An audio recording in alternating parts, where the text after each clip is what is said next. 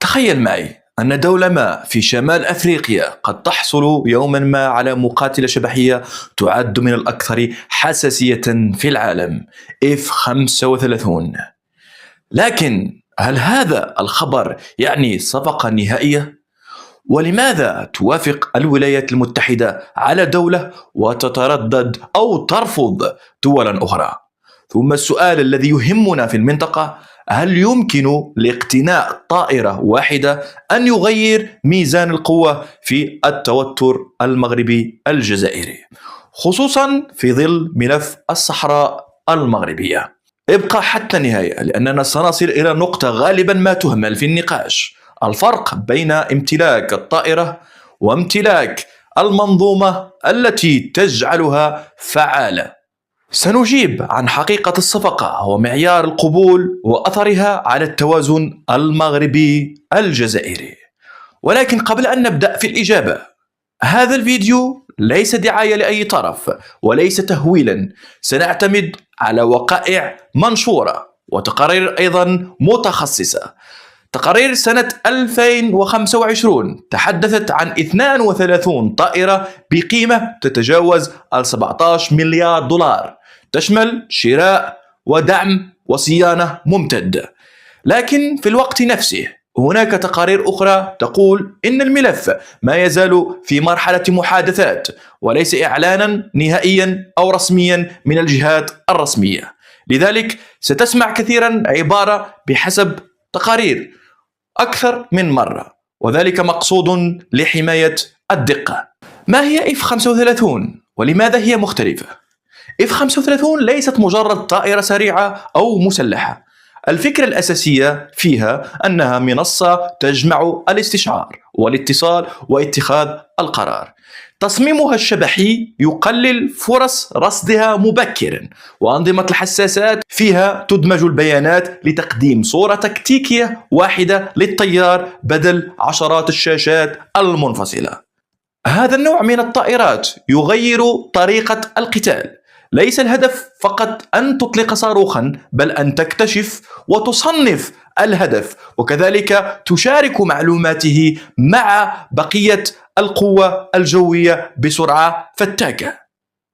لكن هذه القدرات لا تأتي مجانا، فتشغيل F-35 يتطلب سلسلة طويلة من التدريب والصيانة والبنية التحتية، وكذلك إجراءات حماية للمعلومات الدقيقة جدا. فأي دولة تريدها لا تشتري فقط طائرة، بل تشتري أيضا نمطا كاملا من التشغيل والتحكم والاتصالات. إذا كانت منظومة، فما شروط بيعها؟ ولماذا أصلا طورت هذه الطائرة؟ تطوير F-35 جاء من فكرة برنامج موحد لتلبية مهام متعددة ضمن منصة واحدة، لأن الحروب الحديثة لم تعد تعتمد فقط على طائرة ضد طائرة، بل على شبكة، رادارات، تشويش، أقمار صناعية واتصالات في هذه البيئة كلها. فمن يمتلك قدرة أفضل على دمج المعلومات واتخاذ قرار أسرع يحصل على أفضلية كبيرة. ولهذا السبب تقاس قيمة F-35 بمدى اندماجها مع منظومة القيادة والسيطرة، وليس بوجودها في الحظيرة فقط. إذن السؤال المطروح هنا: كيف تقرر أمريكا بيع F-35؟ فعندما تسمع كلمة موافقة، ماذا يعني هذا؟ في كثير من صفقات السلاح الأمريكية الخبر الإعلامي قد يشير إلى تقدم سياسي أو تقني، لكن التنفيذ يمر عبر مراحل وشروط. بالنسبة لمنظومة شديدة الحساسية مثل F-35 المسار قد يكون أطول، لأن الولايات المتحدة لا تنظر فقط إلى من يدفع المال، بل إلى أيضا من سيشغل هذه الطائرة، وكيف سيحمي التكنولوجيا الخاصة بها، وكيف سيتم ضبط هذا الاستخدام ومنع أي تسرب لتفاصيل حساسة. بمعنى ليس كل خبر عن اقتراب صفقة يعني أن الطائرات ستصل قريبا. قد تكون هناك محادثات متقدمة، لكن التوقيت النهائي مرتبط بالتدريب، الترتيبات اللوجستية واعتبارات التوازنات الإقليمية كذلك. فهل يعني الموافقة هي التسليم؟ وأين يدخل صراع المغرب والجزائر؟ الكل يعرف أن التوتر المغربي الجزائري ليس وليد اليوم ولا وليد اللحظة، لكنه في السنوات الأخيرة أصبح يقرأ أيضا من زاوية التوازن العسكري، خصوصا في الجو، لأن أي نزاع أو أي تصعيد على الأرض يتأثر مباشرة بمن يملك قدرة استطلاع وضربات دقيقة وتفوقا جويا.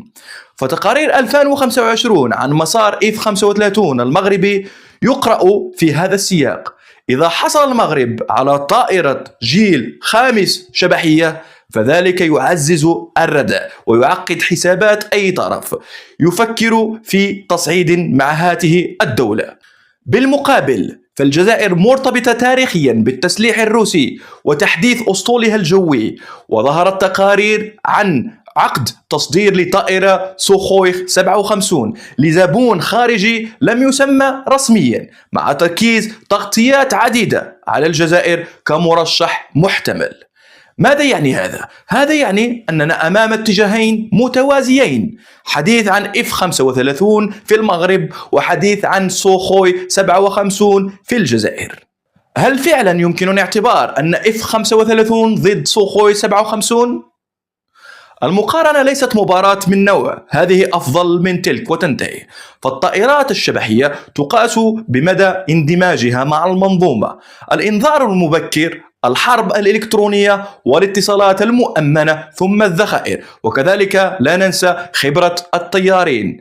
فحتى لو كانت لدى طرف طائرة متقدمة فإن فعاليتها ترتفع أو تنخفض وفق البيئة التي تعمل داخلها. إذن فالسؤال الأصح ليس من يملك الطائرة الأحدث، بل من يملك القدرة الأفضل على تشغيلها بانتظام وتدريب أطقمها وحماية بياناتها وتوفير الصيانة والذخائر اللازمين.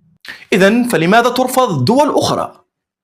لفهم معيار القبول والرفض يكفي مثال تركيا. ففي سنة 2019 أخرجت الولايات المتحدة تركيا من برنامج F-35 بعد قبولها منظومة S-400 الروسية، معتبرة أن الجمع بين المنظومتين يشكل خطرا على حماية التكنولوجيا الحساسة لأمريكا. وهذا المثال يوضح أن المسألة ليست علاقات سياسية أبدا، بل هي تقييم لمخاطر تكنولوجيا واستخباراتية في نفس الوقت. فماذا يعني هذا عمليا؟ نجاح أي مسار نحو F-35 لا يعتمد على عنوان صحفي فقط، بل على القدرة على بناء 3 عناصر أساسية ومهمة. العنصر الأول: تدريب طيارين وفنيين بمستوى عالي جدا وعلى مدى سنوات. ثانيا: بنية تحتية، اتصالات مؤمنة تتوافق مع متطلبات التشغيل. ثالثا: تمويل مستقر لدورة حياة طويلة، لأن التكلفة ليست في الشراء فقط، بل في التشغيل والتحديث والصيانة. من زاوية أخرى، التوتر المغربي الجزائري، فامتلاك قدرات أكثر تقدما قد يرفع مستوى الردع ويخفض احتمالات المغامرة العسكرية، ولكنه في نفس الوقت قد يدفع الطرف الآخر أيضا إلى مزيد من التحديث، أي أنه قد يهدئ أو يسرع سباق التسلح حسب طريقة إدارة الأزمات سياسيا. فهل الموافقة تعني صفقة نهائية؟ ليس بالضرورة، غالبا هي مسار طويل وشروط وتوقيت.